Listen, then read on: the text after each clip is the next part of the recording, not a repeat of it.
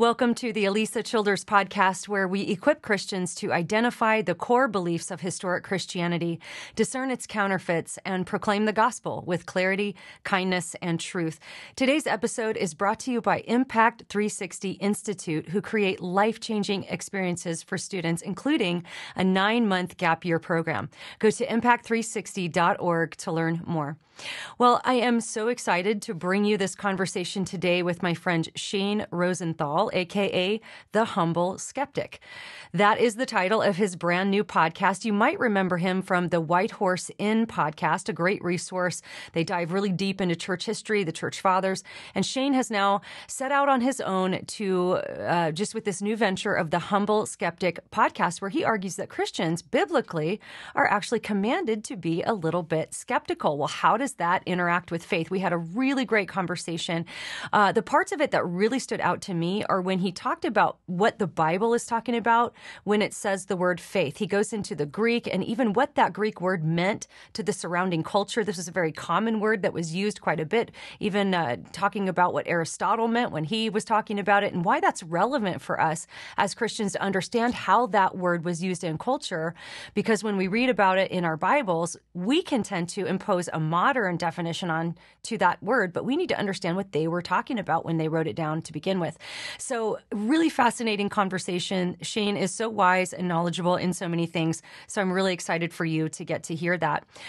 Don't forget to go to unshakenconference.com.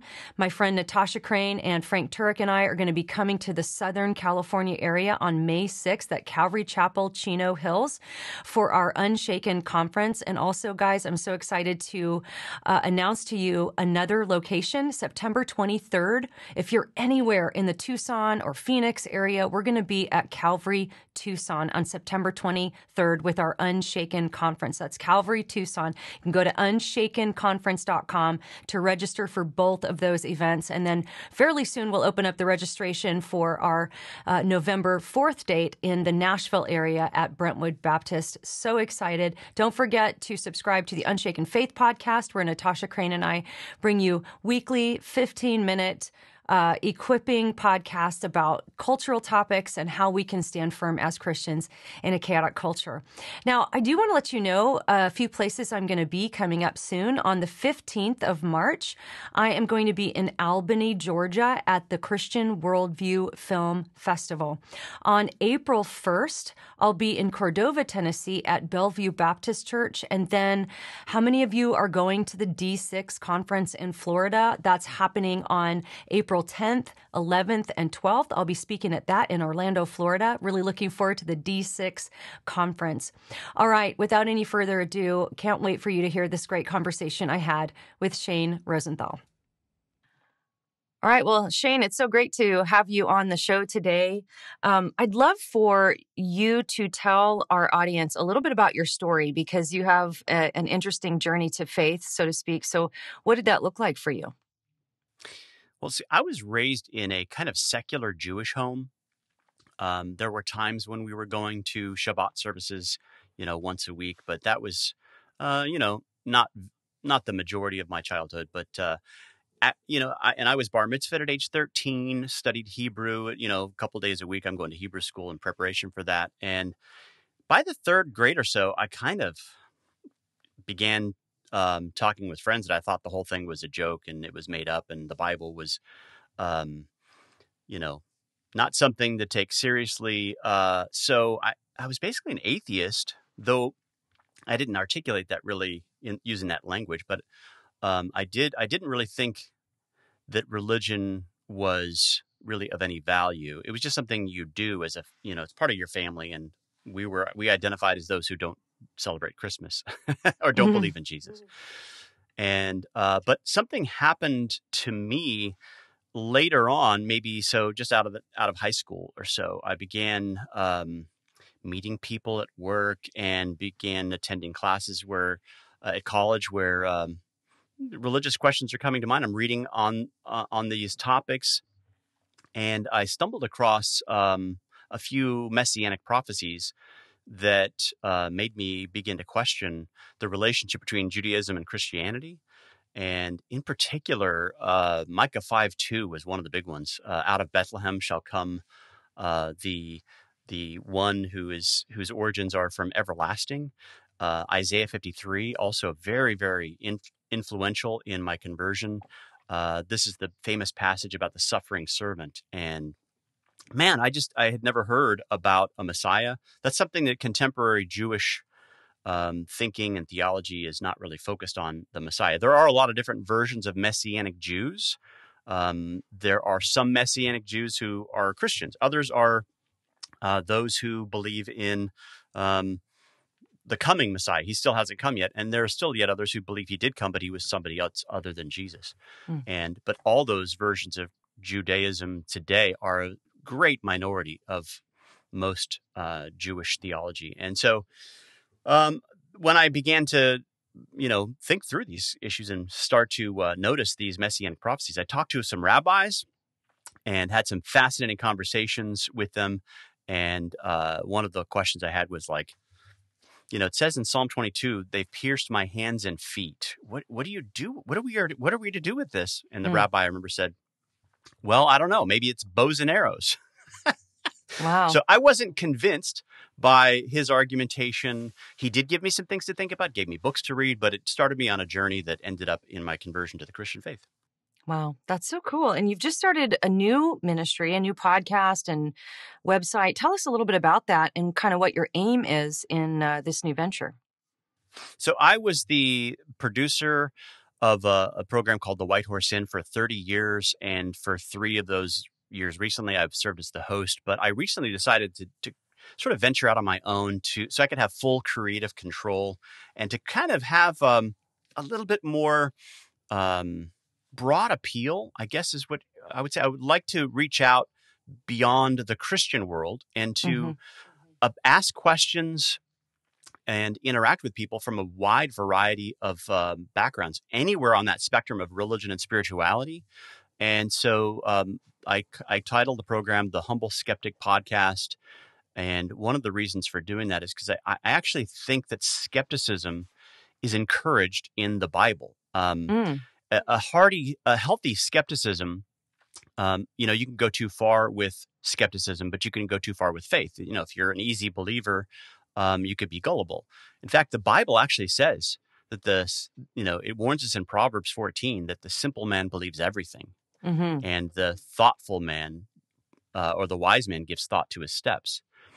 And when I sort of look through, or if you think of the New Testament, do not believe every spirit, but test the spirits. In other words, we should be skeptical of those who claim to speak for God, because there are many false prophets. Those categories go all the way back to the book of Deuteronomy, that we shouldn't just believe every prophet, but only those who speak in a way that connects with what Moses has already delivered, and then also who can declare the future before it happens. In other words, there's something in the way that the biblical narrative has been laid down in which it's already comparing this word with the events of the real world. It has to be true. It's not just something you believe internally and subjectively. And so I just wanted to kind of explore those issues, compare Christian theology with other views.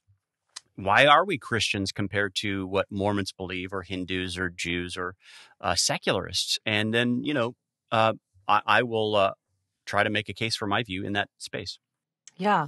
Well, and also just to give a little plug for White Horse Inn, there's so much great content in the backlog of White Horse Inn. Of course, I've been on that show a couple times with you, and what I love about it is it goes really deep into a lot of like church history kind of topics, very knowledgeable about all of that. So, that's just a great resource for everybody to know about. But I am very excited about this new venture you've got going on. You mentioned that you, as part of your research for this, you interviewed over 100 Christians at church events, mega churches, festivals, concerts, different places. And you asked them, why are you a Christian, right? Is that correct? Yeah. And then you were kind of surprised at your answers. Tell us about the kinds of answers that you got. And then I'm going to tell a story too about, I've done some classes with young people and asked them the same questions, like in Christian scenarios. And it's very interesting the answers people give to that question.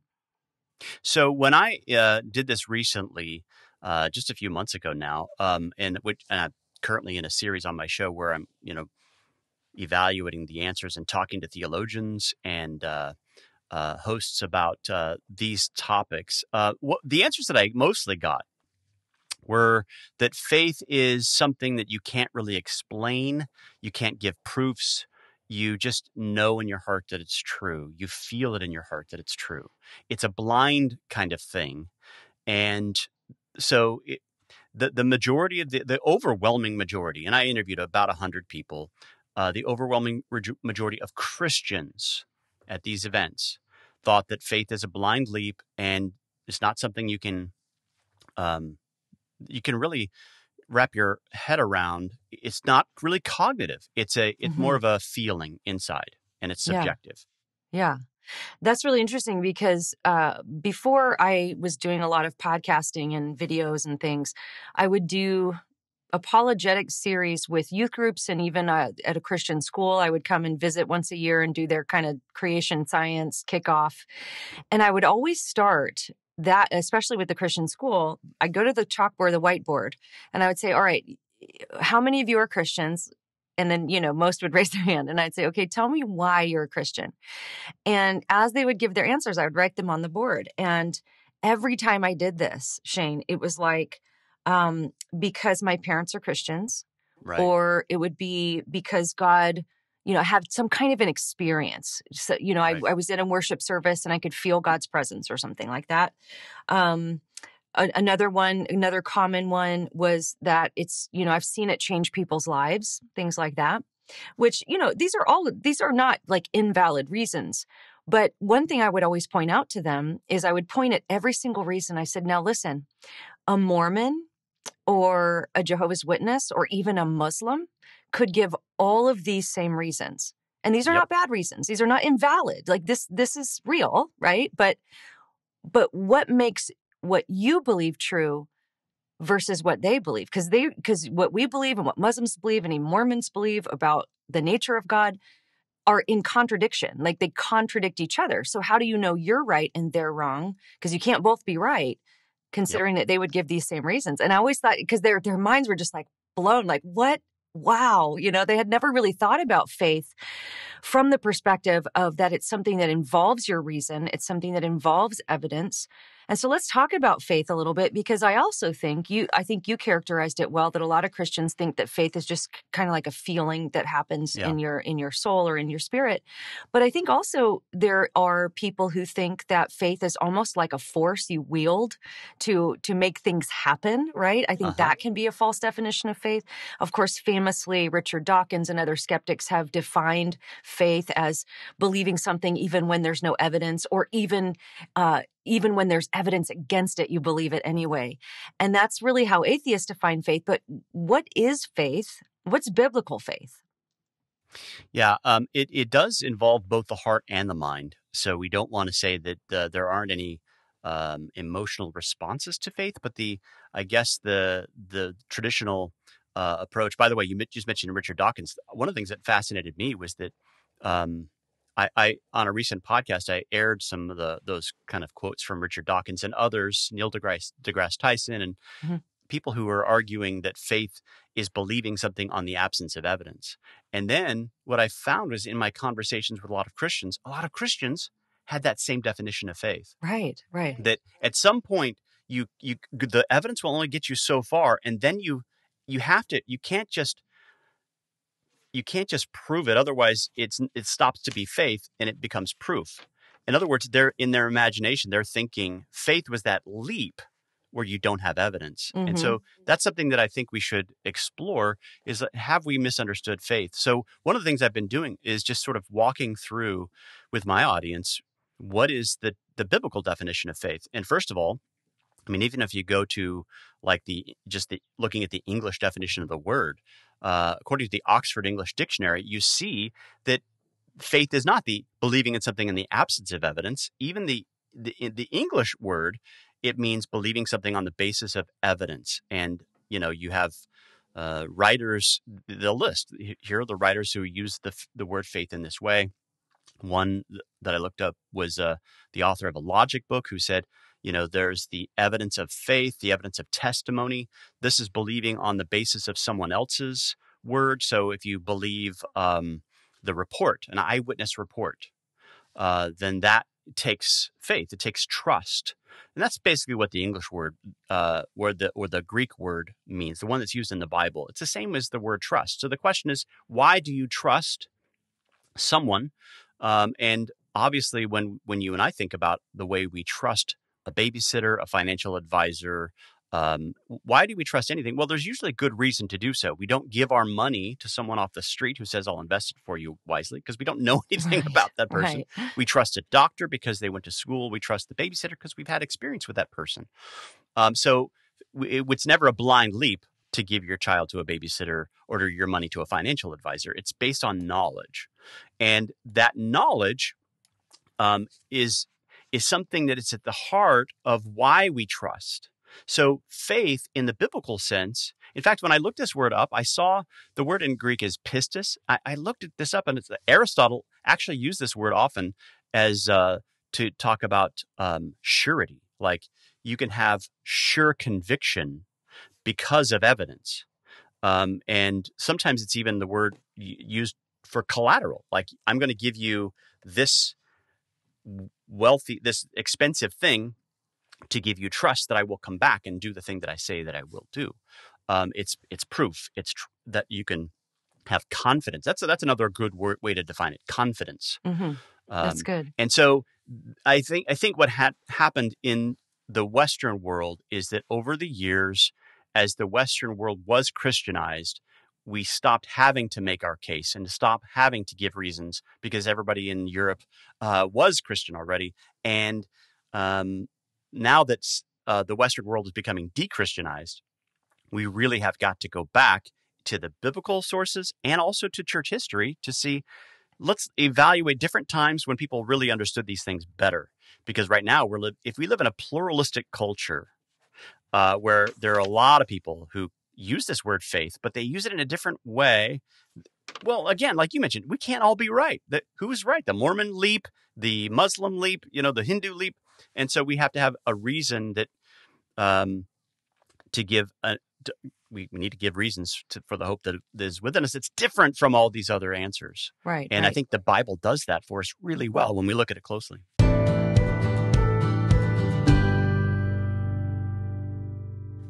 I want to tell you about our first sponsor, Good Ranchers. You guys, I love Good Ranchers. This is American meat delivered right to your door. I have right now in my freezer grass-fed, American-born, raised, and harvested steaks and ground beef. I have better than organic chicken. This is pastured chicken. When you buy chicken in the store, typically the organic label, the standards have lowered so much that really just has to do with what the chickens ate throughout their lives. But this is better than organic in that these are pastured chickens. It's better than the stuff you're getting at the store. And I tell you, it is so delicious. And guys, the chicken is triple trimmed, which means you don't have to sit there doing all this prep work.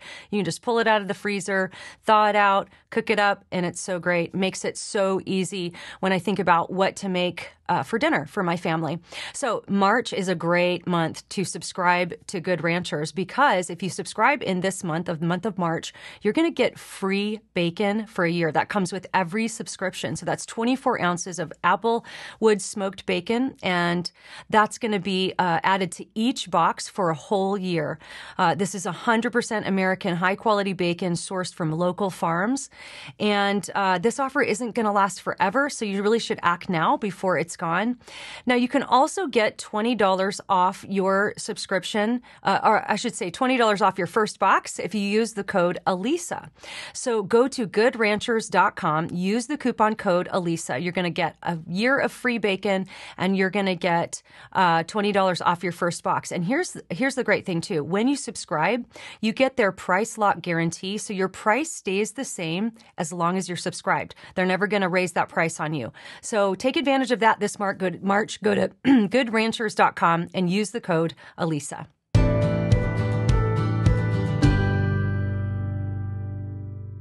Yeah, and so just for the sake of our audience and our listeners and viewers here, you brought up Aristotle. Somebody might be wondering, well, why does it matter how Aristotle used the word pistis, and then the Bible uses it.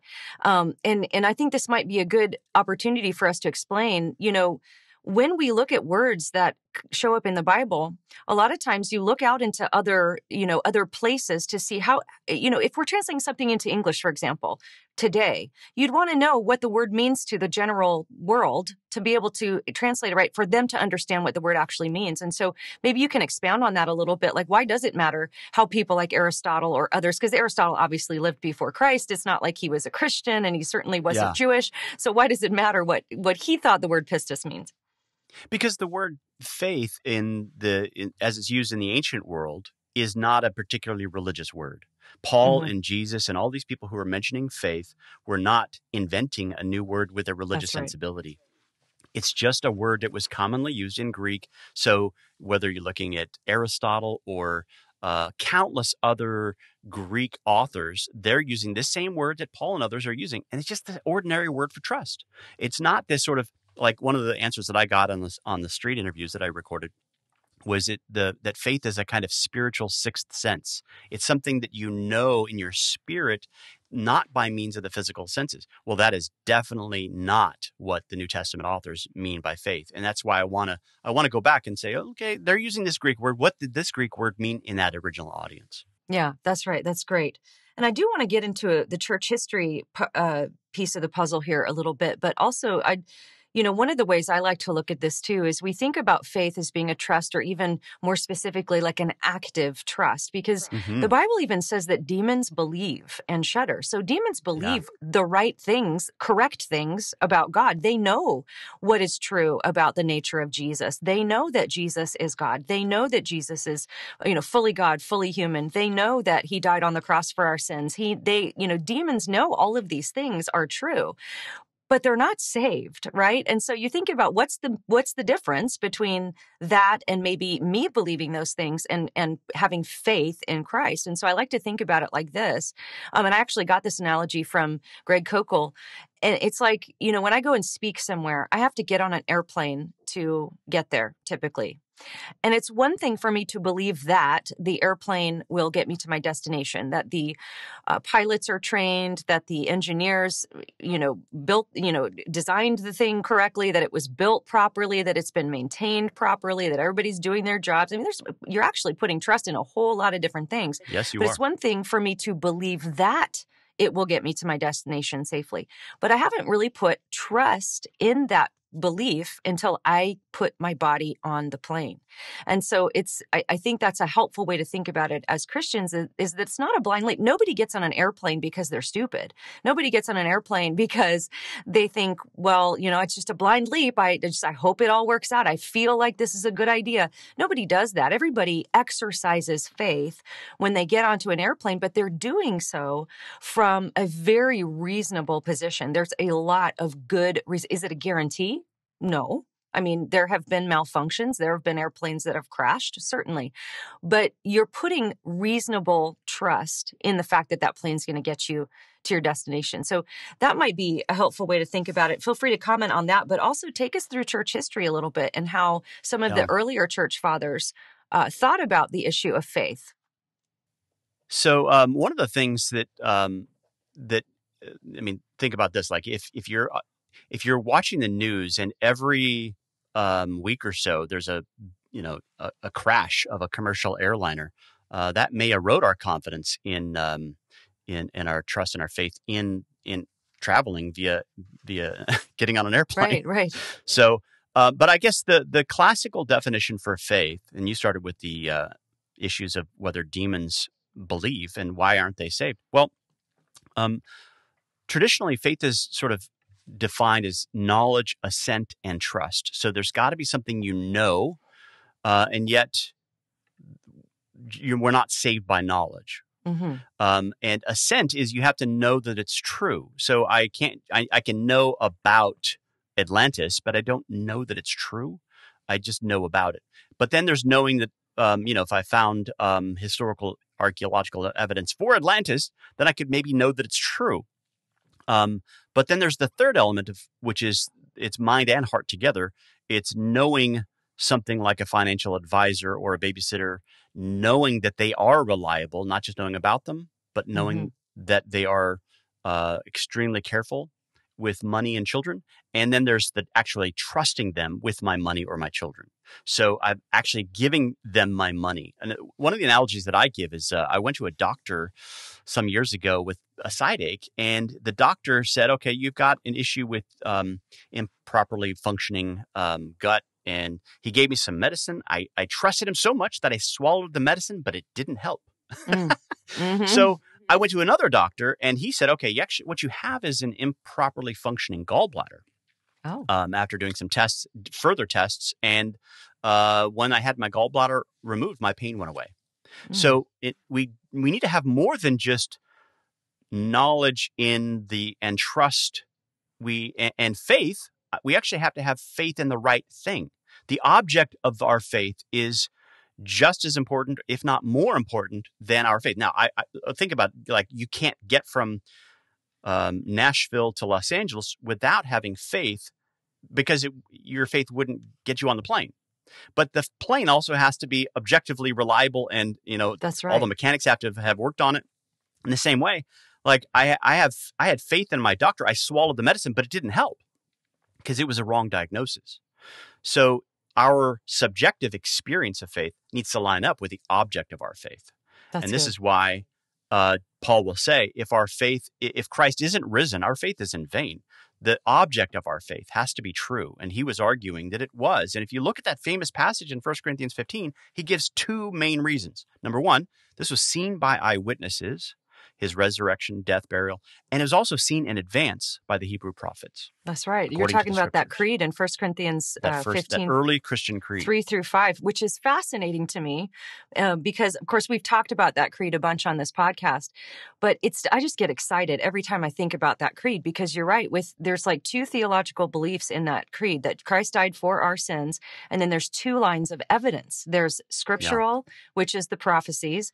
And Yep. then there's evidence from reality, that he was buried is the evidence that he was actually dead. You don't bury living people, right? And then that he was raised on the third day in accordance with the scriptures, two lines of evidence, and then the eyewitnesses, which is, if people want to know whether or not Christian faith is just based on some sort of inner feeling, look at that creed. That creed gives you two lines of evidence for every theological belief that's listed in it, which And they're is, also not just ordinary witnesses. Some of them are hostile witnesses. Paul that's himself right. was a hostile witness. So was That's right. James. James is mentioned in that as well. James is the brother of Jesus.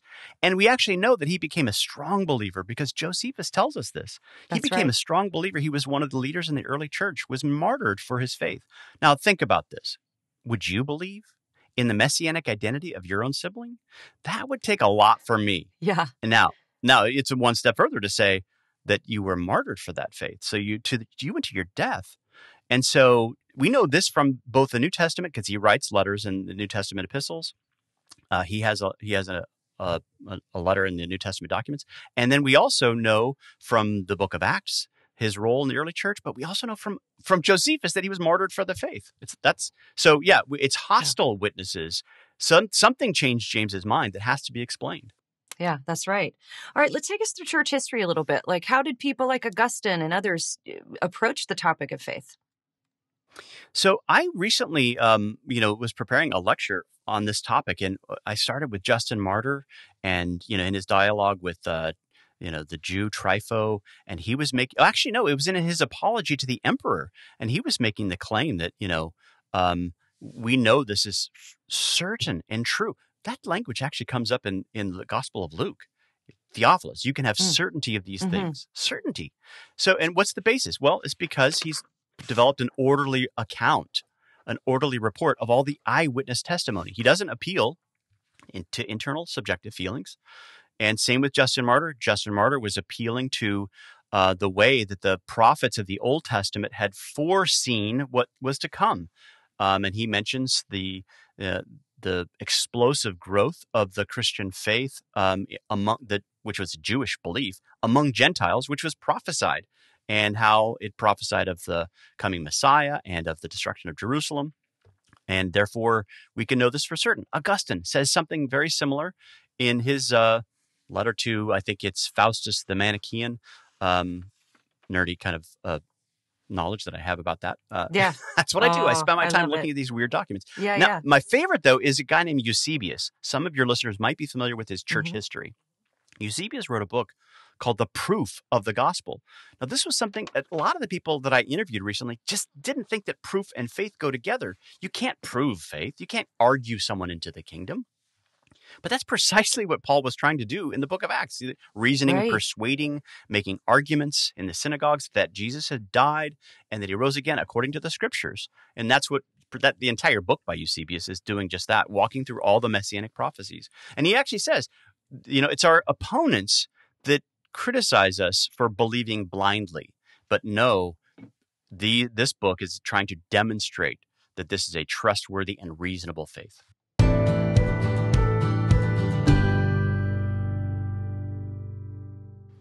Well, I want to tell you about our next sponsor, Impact 360 Institute. Guys, Impact 360 is a ministry that I have been partnering with for years. For years, I'll drive up to beautiful Pine Mountain, Georgia, to help teach the students that come for the summer experiences of Propel and Immersion. And then I also just got back from 2 days of intensive teaching with the fellows of their 9-month gap year program. Guys, I love going up there so much because Impact 360 not only equips students with great apologetics training and theology training, but they do discipleship and community, really helping equip this generation that's really the first generation that's growing up in a completely post-Christian and post-truth culture. So if you have a student in your life, or if you're a student and you're thinking about taking a gap year before you go to college, I can't recommend Impact 360 highly enough. Now, for those of you who are looking for a summer camp experience, Impact 360 has Propel, which is a 1-week experience, and then they have Immersion, which is a 2-week experience. Now, for this summer, Immersion is already full. They're on a wait list. I would recommend, if you want that one, you need to go get on that wait list or register for next year as soon as possible. But guys, there are still spots available for Propel for this summer. That's the week-long experience. I will be there. I love getting to go to Propel and spending a day with the students there and just watching all of the fun activities they get to do, all of the great things they learn, and just what a great formative experience that is. So go to impact360.org. Check out the summer experiences. Check out the 9-month gap year program. Again, that's impact360.org.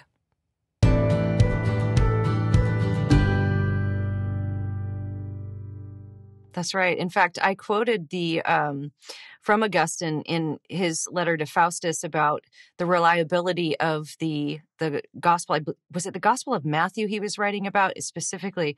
But he was defending the reliability of it and the historicity of it to Faustus, which is so interesting. And I've said this before on the podcast, but two resources I want to mention to our audience just before we move on. You are offering a free resource on faith that we're going to put into the show notes. This is just a phenomenal document that's got so much great information in it. And also another resource I want to mention to everyone is on Kindle. You can get the Ante-Nicene, Nicene, and Post-Nicene Church Fathers collection for $3, you guys. This is like millions of words for $3. You can go read Justin Martyr's letter to Trypho. You can read his letter to the emperor. You can read Augustine's letter to Faustus. You can read all this stuff for yourself. You too can be a nerd like us. You can be a nerd like us, which is super fun because nerds are the best.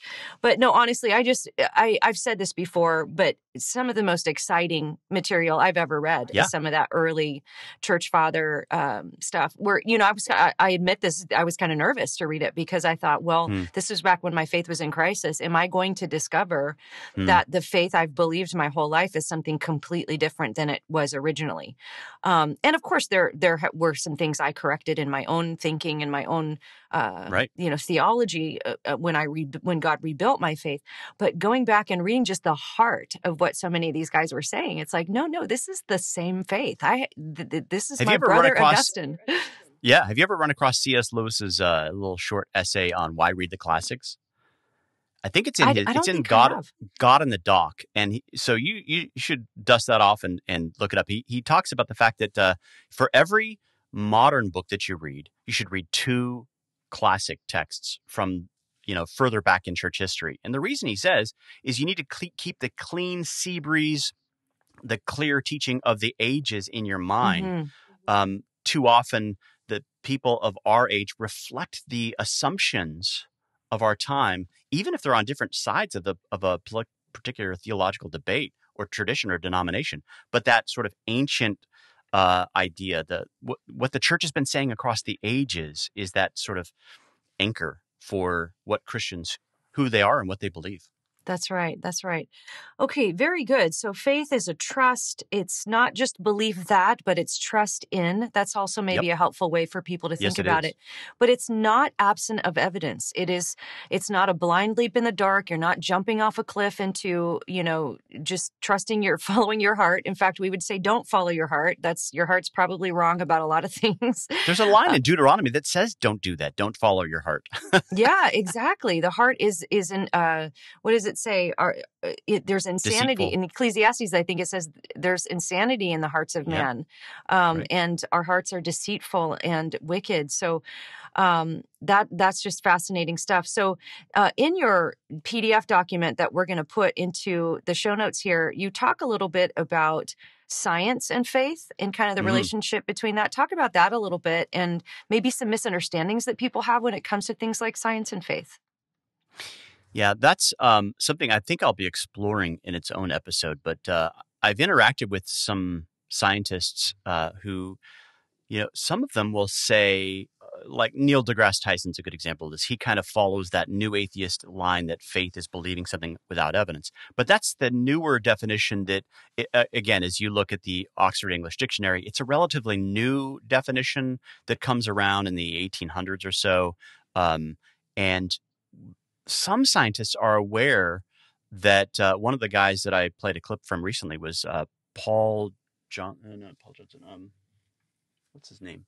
Oh, Paul Davies. And Davies, Paul yeah. Davies is a physicist from University of Arizona, and he talks about the fact that faith, you can't be a scientist if you don't have faith, because every scientist has this sort of assumption that our minds are able to comprehend the universe, and that there's a regularity to the universe, that tomorrow the law of gravity will be the same as it is today.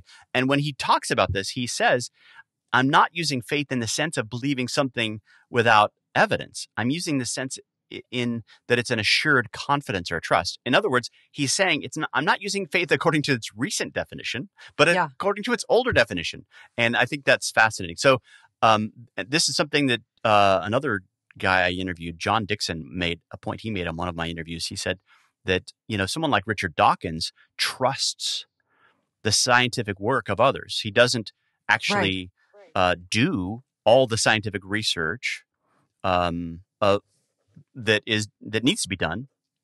He doesn't redo all the scientific work that others are claiming and look at the cell in the microscope to see if it's true. He trusts the scientific reports of others. So in my document, What is Faith? What I also do is I interact with Max Planck, the guy who invents quantum physics. And he was making the same point in his book that he wrote in like the 20s or so, that it totally undoes science itself if you eliminate faith and trust in other scientists. So we can't that would undo science if we were all sort of only able to trust what we ourselves, can look in a microscope. But, that's also to beg the question. We still have to have trust there too. We have to trust our own faculties. We have to trust our own sensory experience, and that we are, rational and reasonably made. That's right. And I've heard it said even, we all trust E equals MC squared. But exactly. Have you ever Have you ever calculated that yourself? No, I haven't. I guarantee you I would not be capable of doing that. And most people have not. And yet they trust it. Well, that's a good question to ask people. Why do you trust that? Why do you trust that it's accurate? Have you, double checked that and solved that for yourself? And most people haven't, right? So they are trusting the work of other people.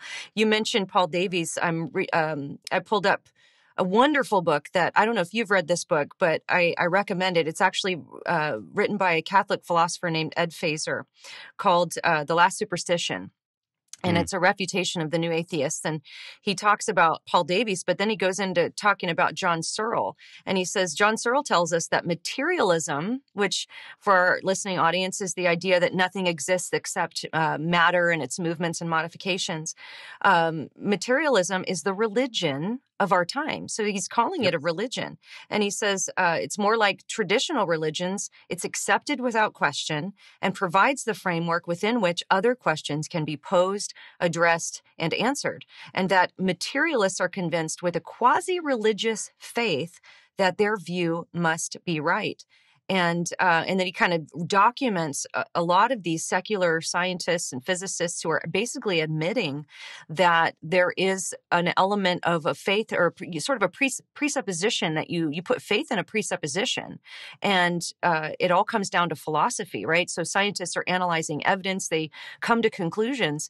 But it's kind of like our friend Frank Turek says in the most simple way, science doesn't say anything, scientists do, right? Because they have to use philosophy to analyze the evidence. That's why two different scientists can have the same data and come to two totally different conclusions because they have to use philosophy to do that. And you can't prove philosophical presuppositions in a lab. So their whole idea that, science is how you know everything is false because just the statement science is the only, reliable knowledge is a philosophical presupposition. You can't prove that in a lab. Yeah. It's a dogma. That's right.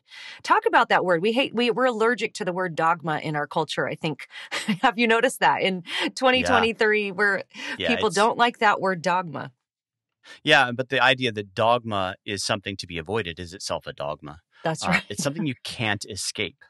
Everyone has core beliefs and ideas and operating assumptions, presuppositions, and we work off them. And it's often hard to convince someone that they have them, especially if they haven't been self-reflective. But as the more, the greatest scientists have been aware of their presuppositions, biases, some of their motivations, which is why they lead to, they try and do blind studies to try to eliminate as much as they can some of those factors that might affect the outcome of the study. So yeah, we all have them. And what we have to do as Christians is to think through, like, what are the core values? How did this whole religion get started? I say we got to go back to the very beginning. I mean, Moses is at the burning bush and he doesn't say, he does say to God, they're not going to believe me when I go and tell them that I've just been speaking to God. What am I going to tell them? I was just talking to a bush. It's not going to go over well. So God says, I'll give you signs, and there'll be external signs that confirm the truth of the word. Well, that is the same kind of thing that happens with Pharaoh. Pharaoh says, God says to Moses, when Pharaoh says, prove this, you shall give him proof. So it's always external confirmation. Nowhere does God say to Moses, I will give them a spiritual sixth sense in their heart. They'll feel that it's true. They'll just know it. It's always something external to the word. And that's the history of Jewish prophets. And that's what the New Testament is doing everywhere. They're saying these things that we've seen with our eyes matched what was declared 700 years ago. That's right. And even in the Bible itself, miracles and specifically the resurrection are referred to as signs. Hebrews 2:4 tells us that these signs and wonders and various miracles are God's way of bearing witness to salvation that Jesus brought. Essentially, they serve as evidence to confirm the message. I think, and I'd be curious to know how you answer this question. One very common question that I get especially from young people is, we read the book of Acts and we see all of these miracles happening. Why don't we see all those miracles happening today? And the way I try to, frame that question is like, first of all, God can do a miracle anytime he wants to. So we're not saying God doesn't do miracles anymore. He can do one anytime he wants to, of course. But if we see miracles constantly every day, then it's almost undermines the definition of a miracle. A miracle is a very unique event. And if they happen, like if you just become a Christian and all of a sudden you can perform miracles and every Christian can, then miracles are no longer special. They're no longer miracles. And also I think if we look throughout scripture, we see miracles sort of clustered around the writing of scripture and serving as this type of sign to confirm the message that's being brought. How would you think through that question? Somebody asked John Calvin that during the time of the Reformation, because the Catholic Church at the time of the Reformation, they had all this belief in the kind of Catholic miracles, weeping statues, and various kinds of events that prove God's new outpouring of this or that. And they said, so you're leading this new Reformation movement. Where are your miracles? And Calvin said, well, they're right there in the book of Acts. Yes, And I that's love that right. answer. Yes. It's like, this is what the church was built on. The church was built on the foundation of the prophets and the apostles.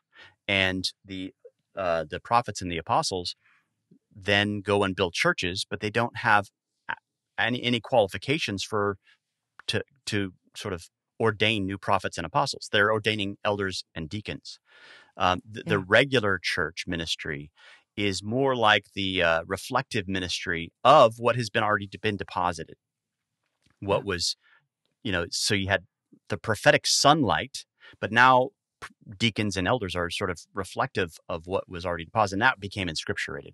So I do think that's actually hinted at in texts like Zechariah and Daniel. Daniel's lines are, when the Messiah comes, we will do away with vision and prophecy, and the temple will be destroyed, and the anointed one will be cut off. So you have this sort of language in the Bible itself that the miracles that help attest prophets is a temporary thing that's being set up in order for us to understand the supernatural character of the Bible itself, but it's not something that's going to continue forever.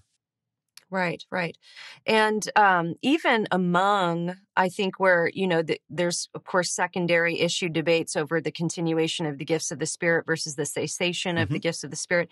And even within both camps, nobody's saying that God can't perform a miracle, that God can't heal somebody. Right. Growing up charismatic, I was always under the impression that cessationists thought God doesn't heal anymore. He doesn't do any of these things. And then when I realized, actually, we're a lot closer together than we think.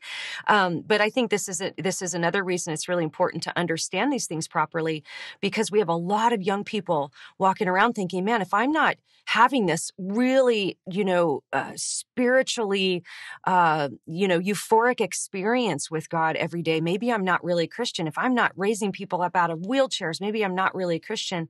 And I think that it was actually kind of a relief to me to learn the context of all of these things, that, it's not that God doesn't do miracles, not that he can't, but we shouldn't expect the same, sort of burst of miracles we see in Acts. In fact, there's plenty of times throughout Scripture where there's periods of hundreds of years where there's no miracle recorded. Right. It's not it's not the norm. That was sort of a special thing for the apostles to sort of bear witness to the message. In fact, Hebrews 2:4 says, at the same time, God also testified by signs and wonders, various miracles and distributions of the gifts of the Holy Spirit according to his will. And it's talking about paying attention to what you've heard, so you will not drift away from it. And it's about the message that was given that confirms. Now, I'm just thinking, one of the pushbacks that somebody might say to what we're saying here today is, and I've actually encountered this when I've taught about faith. I'll inevitably have a Christian bring up Hebrews 11:1, which says, faith is the substance of things hoped for, the evidence of things not seen. So if, faith is the evidence of things not seen, you could almost think that this is saying, you need to believe blindly. You don't see and you just believe anyway. So help us understand that verse. And is that teaching, is that kind of undoing everything we've talked about on this podcast today? That is a great question, because one of the things that I find as I ask, contemporary Christians to define faith, that language from Hebrews 11 comes up almost every other in the language of every other response, and it's usually the King James version. Faith is the substance of things not seen.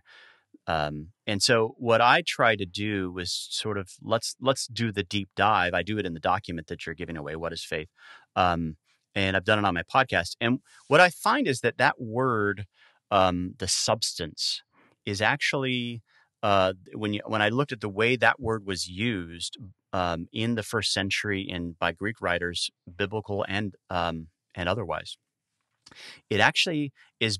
It was referring to a kind of like a documentary evidence. It was the kind of thing that you would need to do to give someone if you wanted to have proof that you had the land that you owned. It was a title deed. So that word in Greek is best defined, and then I do this by looking at various lexicons. It's faith is the title deed of things not seen. And if you look at what the author of Hebrews does throughout that entire chapter, he's thinking about the effect of faith. The effect of faith gets you to the New Jerusalem. And that's why it's something that can't be seen. The New Jerusalem, heaven, our reward, the eternal Sabbath, it's something that's happening tomorrow or the next day or some time off in the future. And no one can see the future. And so there's there's an element of not seeing in a lot of things we trust. We can't see what the financial advisor will do for us. We can't see the babysitter when she's gone. But trust has to get us there. But what I'm saying is that you certainly don't want to think of it as a spiritual sixth sense or believing on something without evidence. It's not visual evidence, but and one of the, I think, really important texts that help us to see this is the doubting Thomas scene in John 20, where Thomas says, I'm not going to believe on the word of what all you guys are saying, all these other apostles. I want to see it for myself. So he was like, Missourian, just show me state, show me, I want to see it myself. And Jesus eventually, when he does appear, says, touch me, see me. And he says, my Lord and my God, famously. But then Jesus says, blessed are those who believe, even though they haven't seen. Mm-hmm. Now, it sounds a little bit to us, because we have this presupposition about blind faith, that seems to match that. But when you actually look at the next verse, John says, these are written so that you may believe. In other words, John is collecting all the eyewitness testimony, collecting it into basically a written deposition of all the witnesses, including the witness of, the prophets, Jesus himself saying in John 5, these are written about me, Moses and the prophets. This is all the material, all the eyewitnesses, all that they saw, Nicodemus himself, no one can do these things unless God is with him, the signs that he performed. So it's a collected deposition recording all that had happened. So this is how faith comes to us. Jesus is not going to appear to everyone in the world in the way he did to Thomas, but that all that Jesus did with all the disciples, eating fish in their presence, showing them his wounds over a period of 40 days. This is what Peter says in Acts, the beginning of the book of Acts. We were foreordained as witnesses, credible witnesses of all that he did in Jerusalem and Judea. And this is why he has been attested. He uses this word attested later in Acts. That same word is translated proven. He has proven himself by many convincing proofs. Acts chapter 1, verse 3. Mm-hmm. And that's the heart of why we should believe this, because it's really true. And if it's not true, nobody should believe it.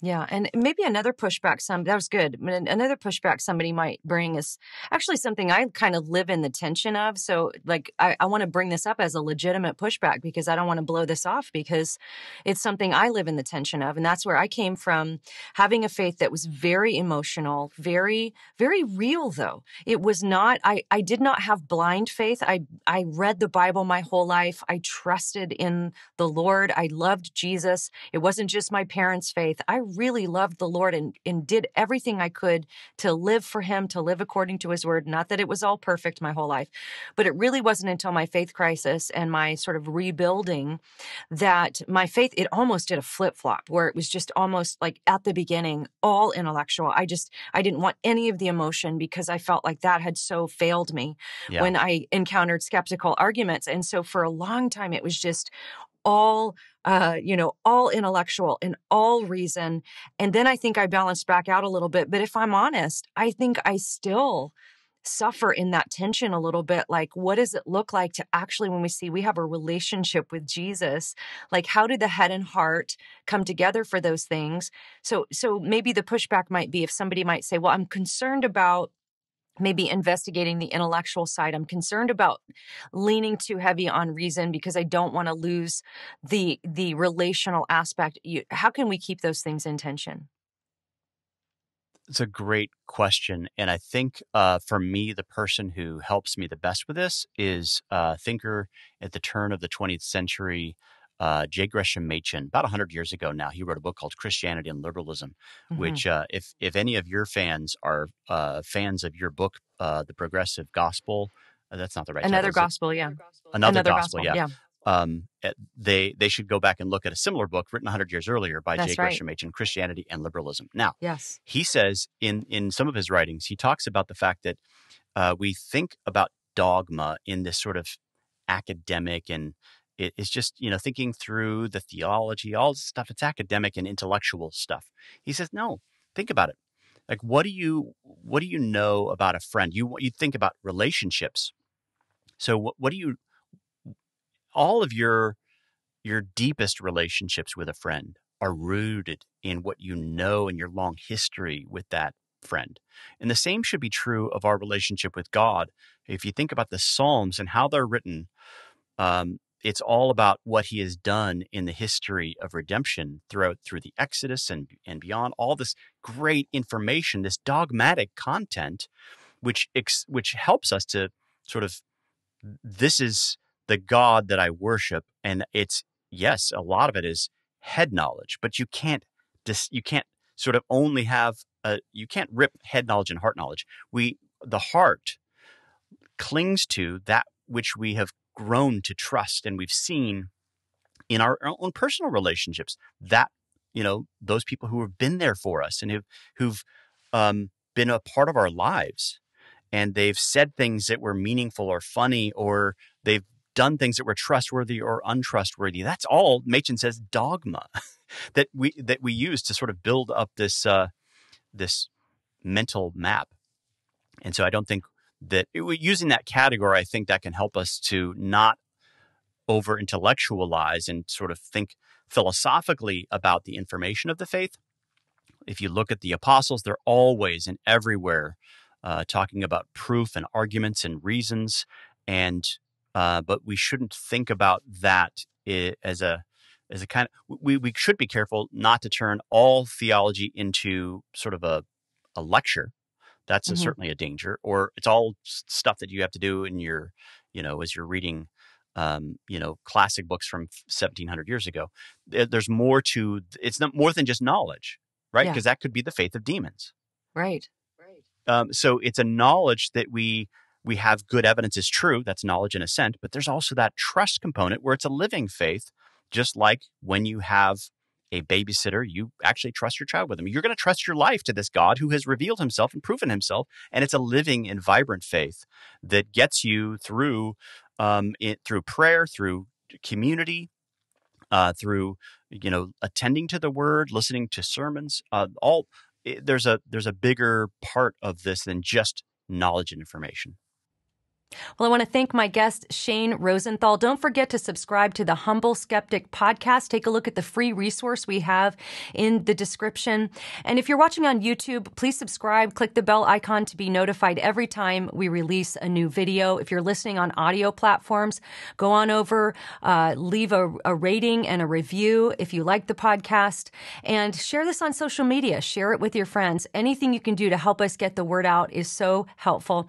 And, if you are interested in learning more about the kinds of topics that we discussed on today's podcast, I recommend Southern Evangelical Seminary. People are always asking me, where's a good place to go to seminary? What's something we can recommend wholeheartedly? Well, I wholeheartedly recommend Southern Evangelical Seminary. I'm currently a student there myself. I'm learning so much. It is helping equip me for my ministry more than I can even express. So if you're looking for higher education options, maybe you want to get a master's degree, a PhD, go to ses.edu/Alisa.